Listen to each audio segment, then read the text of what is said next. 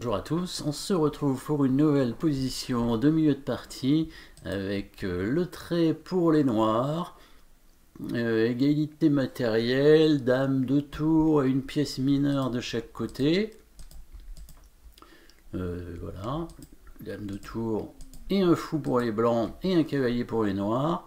Les noirs qui ont le roi quand même un peu mieux protégé, hein, parce que même si il n'y a pas tous les pions pour devant lui, hein, il y a quand même beaucoup de pièces qui le protègent, hein, donc il faut compter les pièces aussi, il n'y a pas que les pions qui protègent le roi, la dame, les deux tours, et même le cavalier qui peut protéger le pion important ici en C6, devant le roi. Le roi blanc, lui, est un peu moins menacé apparemment par les pièces adverses, parce que quand même la dame blanche et le fou blanc sont en direction du roi noir, mais le roi blanc est un peu moins bien protégé aussi par ses pièces, et puis il est un peu ouvert vers le centre de l'échiquier, pas tellement de pions pour le soutenir.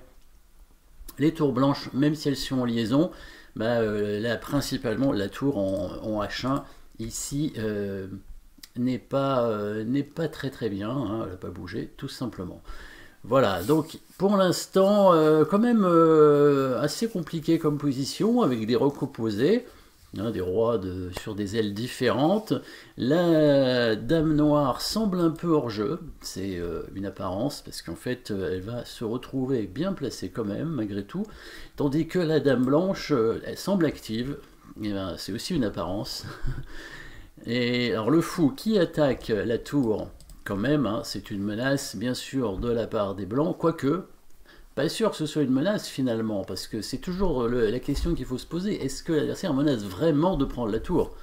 Qu'est-ce qui se passerait si le fou prend la tour? Évidemment, vous pouvez déjà commencer à chercher de votre côté, si vous voulez voir quel est le coup des noirs si jamais le fou prend la tour.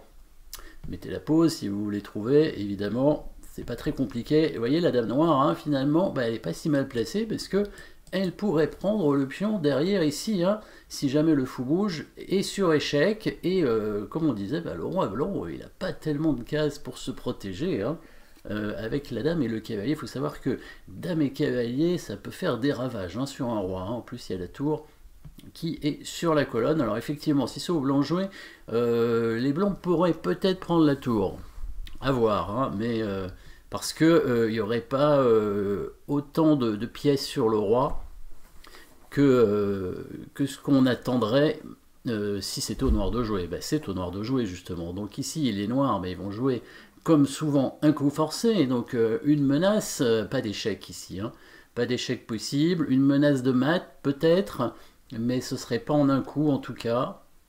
Ce serait pas en un coup et ce serait pas extrêmement très intéressant.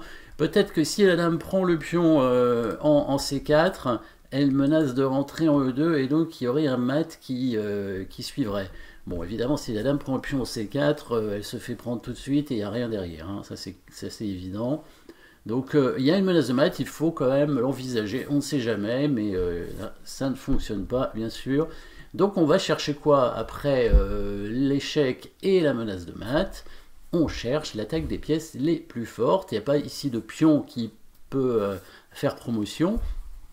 Il n'y a pas vraiment de prise très intéressante, à part la prise du fou, mais de toute façon c'est moins forcé que l'attaque de la dame, puisque ce serait la prise du fou. De toute façon, si on prend le fou, on perd la dame et on n'aura rien derrière.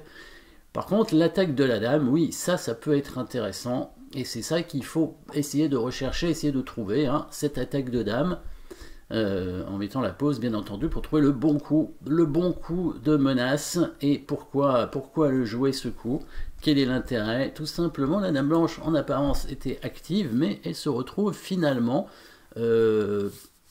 soumise à une attaque, en tout cas, peut-être pas à des attaques, mais à une attaque évidemment de la tour. Un joli coup de tour ici en D5 qui permet d'attaquer la dame. Dans l'idée, si jamais le pion prend la tour, bien entendu, ce serait un dégagement d'espace, et là la dame arrive directement à côté du roi, protégé par le cavalier pour faire des ravages immédiatement, parce que sinon, si le roi vient ensuite bouger en G3, bien entendu, le petit coup de cavalier le fameux coup invisible, hein, le cavalier qui recule pour faire une attaque, il fait échec, et après la seule case du roi blanc ce serait en H3, et un nouveau coup invisible avec la dame, hein, on voit la dame qui fait... qui va très très vite hein, sur l'aile dame, sur l'aile roi pardon, pour attaquer le roi, hein. Elle est complètement à l'autre bout, mais elle revient à toute vitesse, hein. C'est la force de la dame, très puissante, elle peut revenir à toute vitesse sur l'autre aile, hein, puisqu'elle peut jouer en diagonale comme en colonne, bien entendu, et donc créer des menaces sur le roi, et avec l'aide du cavalier, c'est très fort. Donc toute cette idée vient de là. Le coup forcé, tour D5, si les blancs prennent cette tour, donc avec le pion, il va se faire mater avec l'aide du cavalier, ici, et de la dame après. S'il ne veut pas se faire mater, donc il viendrait éventuellement ici en G1, mais là, on va ramasser déjà cette tour pour commencer. Pas sûr qu'on prenne la deuxième parce que ça peut donner une contre-attaque. Donc on a la possibilité déjà de faire des échecs. Alors il n'y a pas de mat hein, parce que le fou contrôle ici. Hein. On a la possibilité quand même de faire des échecs avec la dame. Dame échec ici. De prendre ce pion gratuitement. Il peut aller en E1 mais ça ne va pas vraiment l'aider. On va continuer à faire échec. On va faire échec, ça change rien, on peut faire échec sur une case noire comme une case blanche. Hein, on peut faire un échec en E4, comme on peut faire échec en E3, peut-être pour éviter d'avoir le cavalier cloué. Après, la tour pourra prendre le pion. Par exemple, si le roi revient ici, la tour pourra prendre le pion et menacer d'aller attaquer le roi comme ça. Le pion ici est protégé, donc là il y aurait une menace de mat avec l'aide de la tour. Et si la dame fait échec, voilà, ça n'ira pas très loin. Il y a encore cet échec ici. On peut se cacher maintenant en A6 avec le roi. Si elle peut continuer encore à faire un échec, hein, on va prendre le fou. Voilà, et au bout d'un moment, il n'y en aura plus, hein, des échecs. Hein. Alors, la dame peut encore venir ici. Ah, c'est long, hein, c'est sûr. Échec là, voilà.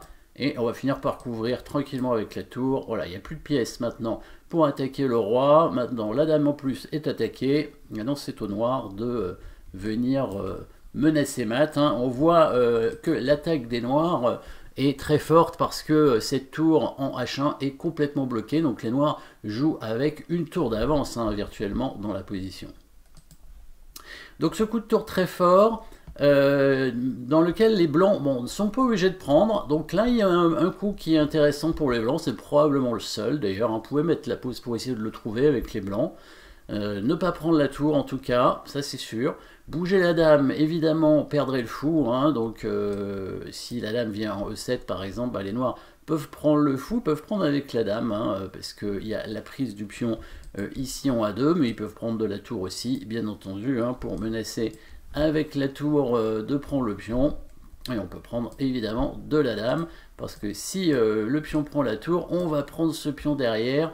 Et là, bah, ça va être un peu la même chose que tout à l'heure. Il va y avoir des menaces de mat. Alors le roi peut se cacher. Probablement il va se cacher en G1. Mais la dame va arriver sur la case E2. Regardez, dame en E2, attaquant la tour en D1. Donc là, on menace bah, au moins de prendre les deux tours, voire probablement de mater cette fois, parce qu'il n'y a plus le fou qui défend.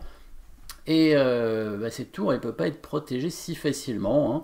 Et après, il va y avoir les échecs comme tout à l'heure, hein, avec la dame et le cavalier. Il n'y a pas beaucoup de cases hein, pour la tour. Si la tour vient en F1 pour essayer de protéger, il va se faire mater en quelques coups, comme ça.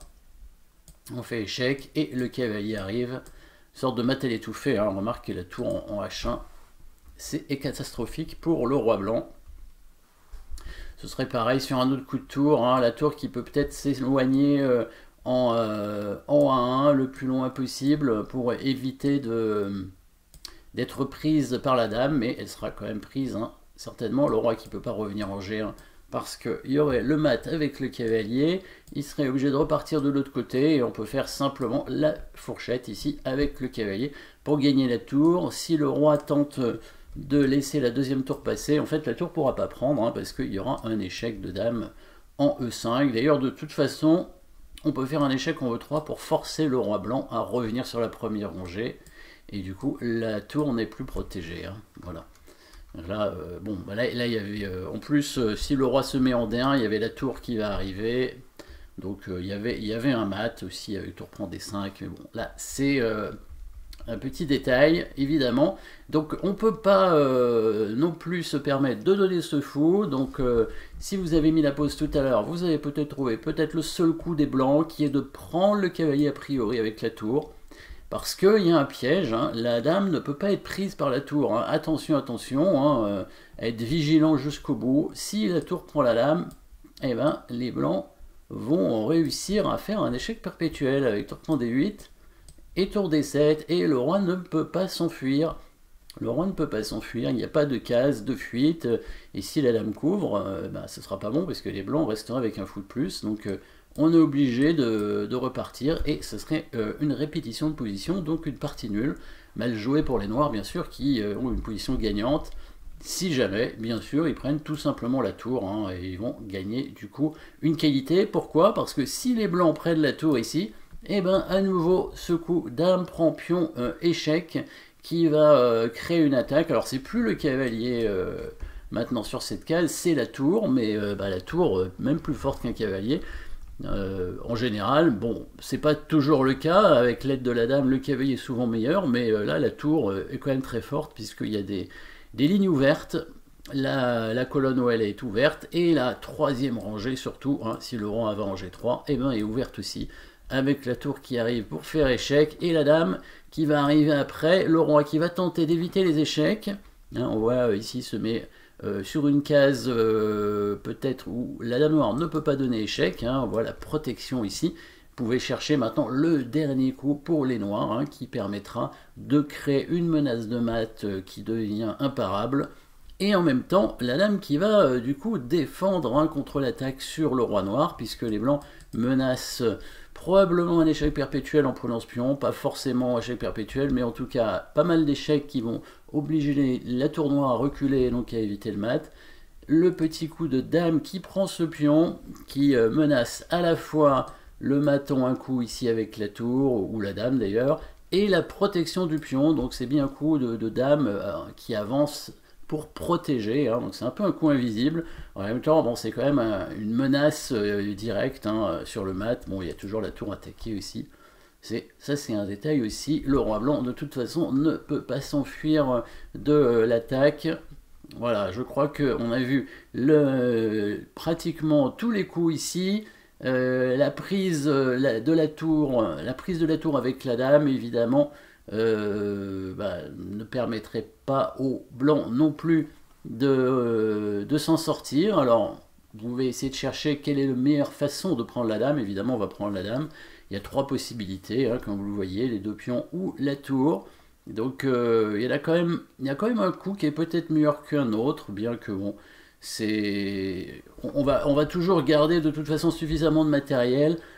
A priori, la prise avec la tour est meilleure. La prise avec la tour est meilleure. Toujours dans l'idée, évidemment, s'il prend, on a l'échec ici et on va tout gagner. On va gagner toutes les pièces. On va certainement mater, comme dans la vente de tout à l'heure.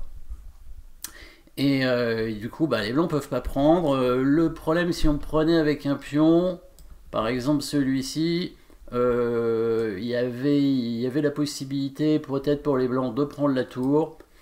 Là, la dame pouvait prendre le pion, mais il n'y avait pas de mat immédiat, hein. Le roi pouvait se protéger. Bon, il y avait évidemment encore une position gagnante pour les noirs, hein, qui avait suffisamment de matériel en plus, hein, le cavalier qui va pouvoir se mettre en F5 pour être tranquille. Peut-être, bon, en F3, on peut prendre le fou. De toute façon, la position est gagnante pour les noirs, avec dame cavalier contre 2 tours, bien entendu.